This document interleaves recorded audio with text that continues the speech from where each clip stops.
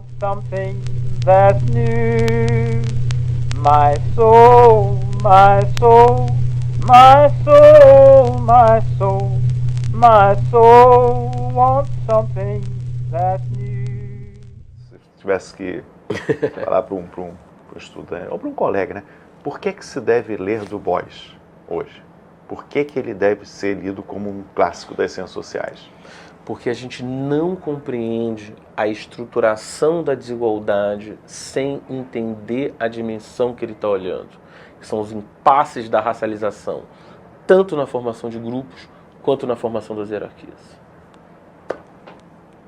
Am I a soldier of the cross, a follower of the Lamb?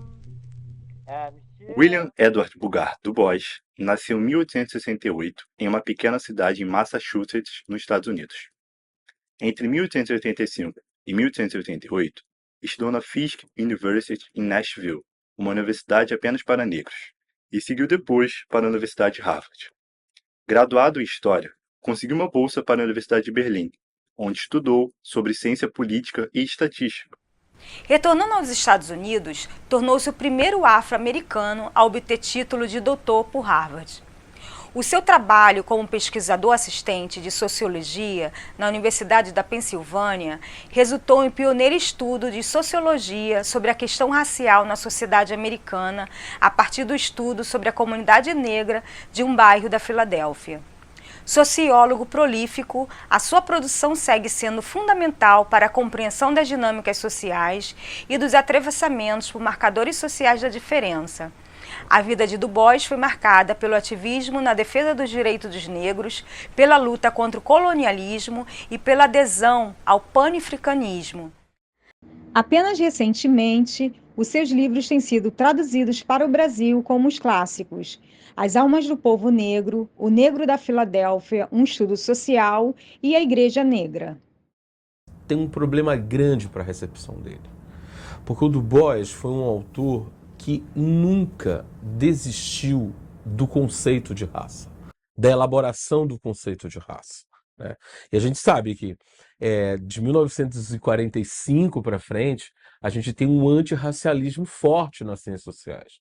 Ou seja, pensar os problemas do racismo, da discriminação e do preconceito de cor não implicavam necessariamente que o conceito de raça ele pudesse ser recepcionado pela sociologia. Então, um dos poucos textos disponíveis sobre o Du Bois que haviam na minha graduação era um texto contra ele, que era um texto que era o capítulo do Anthony Appiah, Na Casa do Meu Pai, que justamente é um texto mostrando, olha, Du Bois foi um autor muito interessante, mas permaneceu no racialismo, ou seja, permaneceu utilizando o conceito de raça, né?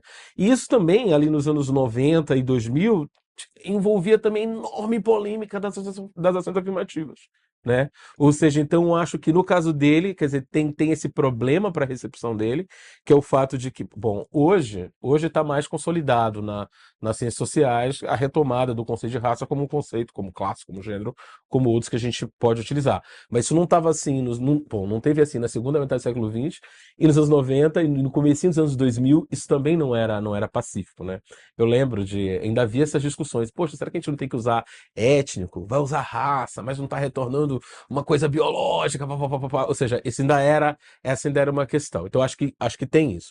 Eu acho que tem também um outro elemento, é que nem sempre os problemas que esses autores que estão além do cânone enfrentaram foram problemas considerados centrais do ponto de vista da teoria social.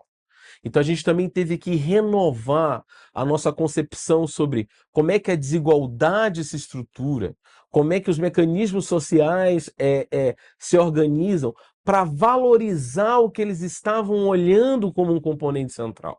Porque tudo bem, pensando essa mentalidade mais tradicional, bom, poderia incorporar o Du Bois, mas o Du Bois está falando sobre raça. Ou seja, mas raça não é tão importante assim. Acho que classe é mais central, acho que pobreza é mais central, acho que outros temas são mais centrais. Então também teve um outro movimento que foi, na verdade, o reconhecimento de que as dimensões que esses autores atacavam, raça, gênero, problemas ligados a formações coloniais, eles eram problemas muito embrionários das sociedades modernas. Eu acho que isso também é o que, de uma certa maneira, está valorizando a entrada desses autores. Então, eu acho que tem o componente do treinamento, que é o que você está falando, mas eu acho que também tem um componente de que os problemas que esses autores atacavam não eram problemas considerados centrais para a formulação de uma teoria social. E no caso do Du Bois, tem esse grande pinimba que ele teve que se haver, que é o conceito de raça. Né? Ou seja, havia uma resistência à utilização nas ciências sociais do conceito de raça. Né? E ele nunca, ele teve vários conceitos de raça ao longo da trajetória, mas nunca falou, eu não vou formular um conceito de raça. Ele mudou várias vezes, mas sempre formulou um conceito de raça. É o seguinte, também demorou para que se reconhecesse que quando você estuda a dimensão racial, você pode contribuir para todos os outros campos.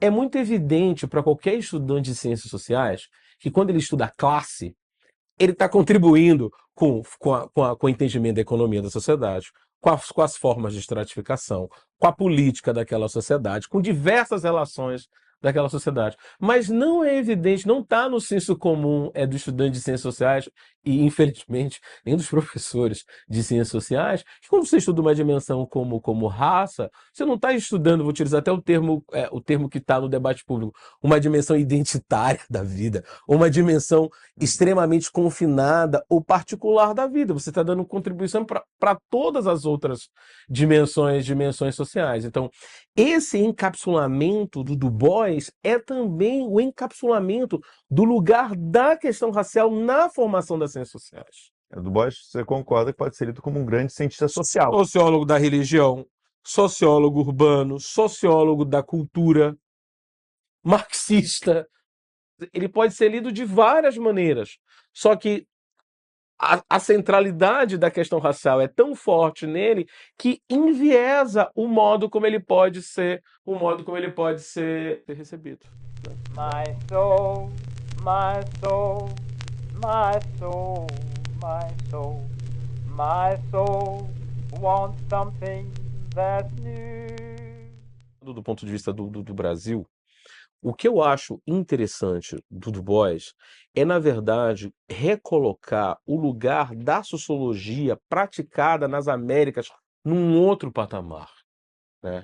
Porque o que eu acho que o Du Bois tem de interessante quando a gente olha para os outros clássicos mais tradicionais da sociologia é entender como é que a raça ela é um marcador fundamental da formação de sociedades modernas que têm a experiência do colonialismo e da escravidão. Brasil, Cuba, ou seja, a experiência, a nossa Estados Unidos, a experiência do Novo Mundo. Em isso reconhecido, eu acho que isso coloca o nosso pensamento social brasileiro num outro lugar. Eu acho que isso muda o lugar de Florestan, muda o lugar de Freire, muda o que é o lugar da sociologia feita no continente americano em relação à tradicional narrativa sobre a origem da sociologia na Europa. Porque o que você tem? Os clássicos de verdade na Europa e a sociologia feita na América com uma importante, pero não útil. Né? E muito desse lugar não tão importante assim tem a ver com o fato de que todos os clássicos da sociologia praticada no continente americano, em algum momento eles têm que saber com a questão racial. Isso no Brasil, isso em Cuba, isso nos Estados Unidos, evidentemente. Então, quando você, na verdade, dá esse golpe de olho, ele para mim, ele na verdade é como se fosse uma estratégia de recolocar a nossa própria sociologia num outro patamar em relação ao modo como a história da sociologia é contada. Mas isso depende de reler o lugar da questão racial. E isso não é talvez mais difícil do que o próprio Du Bois, é reler o lugar da questão racial na formação das sociedades modernas, né? Soul, my soul, my soul, my soul, my soul wants something that's new. My soul, my soul, My soul, my soul, my soul wants something that's new. Am I a soldier of the cross, a follower of the Lamb? And shall I fear to on his cause, or blur to speak his name?